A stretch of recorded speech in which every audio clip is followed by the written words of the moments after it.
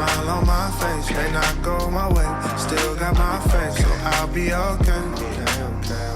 I'll be okay. Welcome back to the Queen's Table. Today we're talking about something so many of us struggle with, but don't always admit: asking for help. As women, we're often expected to be strong, independent, and to carry everything on our own, even when we're drowning. Whether it's the pressure to have it all together, fear of being judged, or past experiences that taught us not to rely on others. Asking for help can feel like a battle. In this episode, we're unpacking why it's so hard to reach out, how that struggle is tied to trauma and societal expectations, and most importantly, how we can start giving ourselves permission to ask for the support we deserve. Let's get into it. Ooh, that's good. That's a All hard one. right. Yeah. Yeah, Like, and- first of all, what? Like asking for help. Who does that? Right. And why don't we though? I know definitely for me, it has been the disappointment associated with asking for help in the past. Yeah. You know, there was a time, during my childhood that my mother had some struggles with addiction. Her and my grandmother had some battles because of said addiction. My father was not in my life. And there were times that I asked them all for help and basically got caught in a crossfire of their drama. And I learned, I think I was like 9, Wow. that if you want something done, get it done yourself. And I'm working on it till this day. My doctor, I just had my physical, and I was telling you, my doctor laid me out. Man, you get your doctor to lay you out, you know it's a problem. Because she said, well, how did you get here today? I just recently had some health issues, and so I can't drive. And I said, oh, I caught an Uber. She said, well, how much did that cost? I said, $32. And she said, well, why didn't you ask somebody to bring you? And I said, oh, well, people busy, da-da-da-da-da. They got jobs, da-da-da-da-da. And then she said, were you going home after this? I said, no, I have to go into the office. She said, well, are any of your coworkers going into the office? I was like, I don't know. She's like, well, can't you call somebody to pick you up from here and take you to work? And I said, I could just catch an Uber. And at the time, my coworker had FaceTimed me, and she was in her car, and my doctor snatched my phone and was like, are you on your way in the office? We're across the street from Heinemann. Can you pick her up and take her in the office? And my coworker was like, of course. But it never dawned on me because I don't want to inconvenience people. And I don't want, people to say no. And it's just easier, I think, to get it done myself. When we are in control, and it goes back to that control thing, wanting to be in control of everything. If I'm in control of this, it'll get done. Yeah. And so, my doctor has gotten on me. So now that's the thing now. She's just going to keep talking about me asking for help. Well, that's a good doctor. It She is. is. Yes, it is. She She has a is. good But doctor. shout out to Dr. Natalie May. Okay. But she's like, Danielle, you can't keep doing all this by yourself. That's Like, right. and I can't. Mhm. But I don't like the fact that I can't. Right. That So part. it is what it is. So why we don't ask for help, Queen? I don't ask for help because I don't want to burden other people with what I'm going through. And that's always been my problem. I have one dear friend that has been going through this whole journey with me. And I've been on the phone crying my eyes out. Guess what happened today? Blah, blah, blah. And I just got to the point where I felt like, is he tired of me complaining to him about this? Am I wearing him thin? And then I started to depend on my kids. I have grown children. And I started to open up to them about what was going on. you know, Mm-hmm. because I needed help. And every time I went to my primary doctor, I would break down about this Mm-hmm. work condition. And he kept telling me, Jackie, you need to get into therapy. You need to Mm-hmm. get into therapy. You need to be on medication. And I'd be like so resistant. I know what the problem is. I know what it is. I don't need medication, you know? I just need this to stop. I need somebody to hear me. I need somebody to take action. So I finally got help. Mm-hmm. I finally got to a therapist and a licensed practical nurse. And they're really working with me. And it's been a godsend That's good. because they can relate to what I'm going through because Mm-hmm. of their own experiences. Mm-hmm. So yeah, I'd never wanted to be a burden other people. Yeah. But you know, while all of this was going on the job, like 6 years ago, I started taking care of my 3.5-year-old grandson, while I was dealing with this, and that was very challenging and very I felt very guilty about it because I felt like I wasn't present for him when he needed me the most. So I had a really challenging time with that, and I would talk to Michelle about that all the time, and she's like, Queen, you need to let that go. You need to let it go, you know? Look at everything that you're dealing with. And just trying to take care of my grandson and then having to go to work and not knowing what I was walking into, Right. you know, was very traumatizing and anxiety producing for me. Wow. Yeah. And the crazy thing about us not asking for help, we are the helpers. Right. Yes. That's what I was Yes. getting ready to go with. We Yes. are the We are the helpers. Yes. We going do all the things for all the people. Yes. Like Yes. And not even think twice. not Yeah. a Yep. thought. Because I'm sitting up here, you don't want to be a burden. I'm thinking, baby, you ain't no burden for nobody. Call me. You ain't my burden. Here I am ready to offer my Right. services. Like, it's crazy that we do so much for others and find it so difficult to ask for help from the same people that we be willing to Help in a do minute. anything for. And we're in the helping field. Right. Yes. And Yep. our degrees are in the Yep. helping Yeah, field. we feel like we're supposed to be strong all the time. We Yeah. do. We just feel like I got it. You know what? I was thinking about asking, but you know what? I'll make it work. I'll just go and do it. We'll almost talk ourselves out of asking somebody. Yes. Else. We'll say, you know what? Never mind. I'll just take that. Then I run that. Then I'll do that. And it's just like it's this thing. I think with women, we just feel like it makes us look weaker. It makes us look like we don't have it as together as people may think we have it together when we have to stop and ask somebody for help. Yes. You know what I'm saying? But it's the understanding we don't have to be strong. Queens, we don't have to be strong. No. All the time. Okay, period. No. You know That what I'm saying? superwoman complex. Yeah, we need to let Yes. that go. That's real. And it's like we don't have to have it together all the time. And it's just like I think it's hurting so many queens out there. It is. I think it's hurting so many queens. Yeah. I It think, is. you know, we're trying to, you know, we have come such a long way. A lot of us, we've gotten education, our careers, you know, we've raised our children and our children are doing good in life. We made so many accomplishments.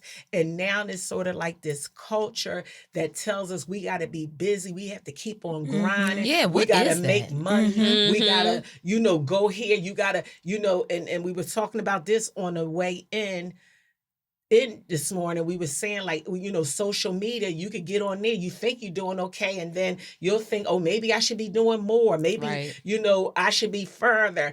But it's just like all these messages around us that make us feel like we should be more. And we keep seeing, you know, there was this thing going around for years, you know, stay booked and busy.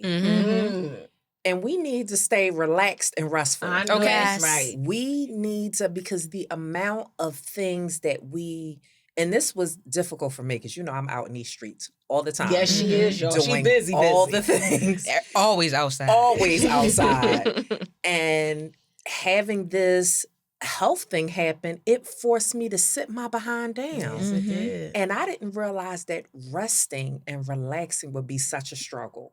Not for Like me. I could work 3 jobs, do stuff for my organizations, Yes, you do, do y'all. community Yes, she engagement. does. I got contracts. I'm doing capacity building. But to sit in the house and do nothing, I was losing my mind. Yes. It's hard. I was like, well, let me wash some clothes. This floor, I should shampoo this car. Like I felt so crazy not doing anything. Wow. And I really needed to not do anything because the health issue probably happened because I 'Cause you wasn't doing spending up everything. doing everything else. But we feel like we need to be booked and busy. And we need to be with the brunch and we need to Yes. be booking flights and out the country, because I was going to do all the things. Yes, yes. Them 6 weeks sitting myself down, I felt the most rested I have felt probably in my life. Yes. Wow.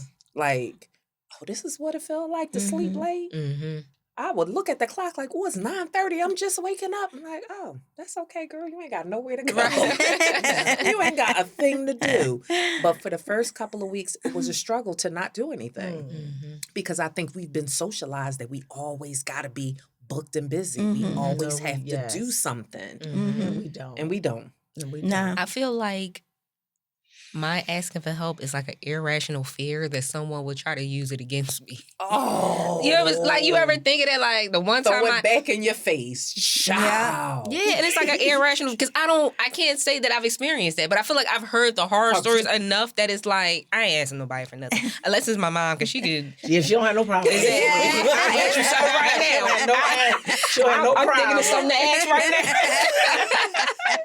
But it's just like I feel like I've seen so many queens experience that. Like the one time I asked somebody for help, they throw it up in my face, or one time I asked somebody to do something, they use it against me, and it's like queens should not have to go through that. You should be able to have in your community, be able to come to somebody and be like, hey, I really need help with this. I got somebody, can you watch my kids real quick? Can I borrow this money? And, I'm going to give it back. Like, you should be able to feel okay within your community. I'm not saying everywhere. Yeah. But at least in your immediate, circle. you should be able to feel safe to be able to ask for help. And a lot of queens do not feel safe asking for help because it's like, what if somebody uses it again? What if I borrow money, but I can't give it right back? Are they going to put my business out there? Are they going to do this? Are they going to do Social that? media will have you. Yeah. Listen, I had a lot of money out here on these streets. Right. And I could have went in on some folks. 'Cause Right. The one thing I hate is don't be owing me money and I see you out here spending Okay.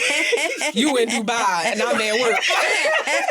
Right. Like, hold on. Stop everything. For my money. Right. Like, then you owe me $20. You don't want to do And then that. people like make you feel bad because then it's why you sweat me about this $100? That funky 20. It wasn't funky when you needed it. Right. And so we do find it difficult. And I would be there. And again, it goes back to sometimes I have to say to myself, what would you say to a friend that was going through this right now? Right. If you needed money or you needed somebody to watch the kids, my immediate response would be, girl, you better ask me. I'm here for you. Why can I not reciprocate that same thing and go to other people? Like, I don't know. And I'm still working on it. I want to help queens identify their communities. I think, sometimes if you ask a lot of women, especially younger women, do you have somebody, if you need help, that you can comfortably ask? A lot of them will probably say no. You know what I'm saying? Yep. And this is why this is so important to me and why I'm so passionate about this, because so many queens are not part of healthy communities. Or, they don't have those groups. And that's the part I do love about one of the things about social media, because I have like a like-hate relationship. But I love watching people grow communities that they pour into. You know what I'm saying? And I think we have to be intentional for our own lives, connecting with people that are like-minded. You know what I'm saying? People that, believe in helping and supporting each other. Because I think we need to create that. We don't have it. Right? We don't have it the way we need it. And we need to help other people identify it and create those type of spaces for themselves. And let's just provide them. And let's Yeah. just make it clear: your community is not always your family. That's Like that's not your blood. Like Yeah. you literally have these made families. Your community is like the people that you decide, and that choose you. You choose them. You choose. They choose you. So we got to clear that up too, because people think like just because that's my mom, that she automatically in my community. Yeah. That ain't always the Not a thing. brother, Yeah. not a Sometimes it's cousin. like that. Right. It is. It's unfortunate. It is unfortunate. Yeah. But it is unfortunate. sometimes for people. Not my mom. Yeah. Not my sister. But we got to just establish that. But queens, give yourself permission. Right. Yes. Give yourself permission to ask for help. I know it's Yeah. hard. Mm-hmm. The neighbors was downstairs from me the whole time I'm in my apartment losing my mind. Mm-hmm. And it was, I think I was 4 weeks in this, and they, finally told them what was going on, and they have stuck by my side. I moved out the building. They still call and checking on me and all that kind of That's stuff. awesome. So it's like they would have been the type that would have been right in that apartment cooking, making sure I eat, going to the store. You know what I'm saying? Things like that. And it's just so often, you think it's you want the people that you feel like that you have helped to help you. But sometimes God uses people that you may have never did anything for to be the ones that come in those rough seasons in your life. Yes. And help you. It may not be the ones you have poured into. He'll send somebody you wasn't even expecting, and that's what he has done in my life. The people, that I would have least expected to be supportive to me during this time, those are the ones just right here by my side. And can I throw something Yes, in that? you Because can. the people that she's talking about, one of them is experiencing some health issues. Yes. And at the time, we didn't even know that he was experiencing, and they were still right there, right on the spot. So it's like everybody's going through something. Like, Yes. but it's up to the person. Like, I'm going through whatever I'm going through, but if I hold this person in high regard, if I feel any type of way about this person, Susan I'm and Jim.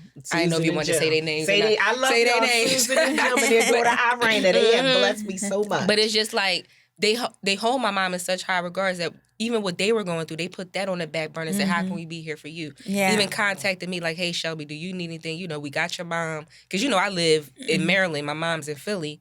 So it's just like they'll reach out to me like, hey, we got your mom. She's okay. You know what I'm saying? So we appreciate that. And that's why it's like your community is not always the ones that you would expect.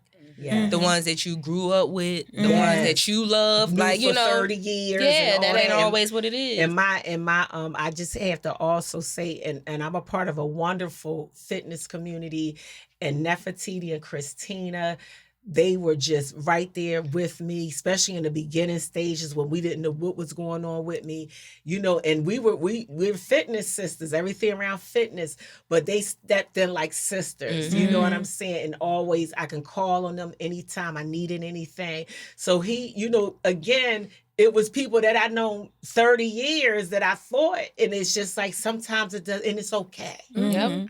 It's Yep. okay. It's okay. You know what I'm saying? But this is why we're going to build this table, and it's going to be several women at this table, and we're going to provide support and make sure queens know that they're loved, and connect queens with other queens that share different things in common, so we can help one another out here. Yep. And the main thing is asking for help. That's Yep, it. and- The takeaway. Asking. Yes, absolutely. That's it. Ask for help. And queens, let me just say this, that not asking for help is not just impacting you, it's impacting everyone around you. And it's okay to ask for help. Yes, it is. Because Yes, just like it you is. said, like, if you would have just asked, people that say that, like, you going through something, you could have just asked me. But it's just like, you ain't noticed I was going through something. Like, I don't know. People just, it's And I weird. think sometimes you don't know how to support people. So for me, it's always going to be food.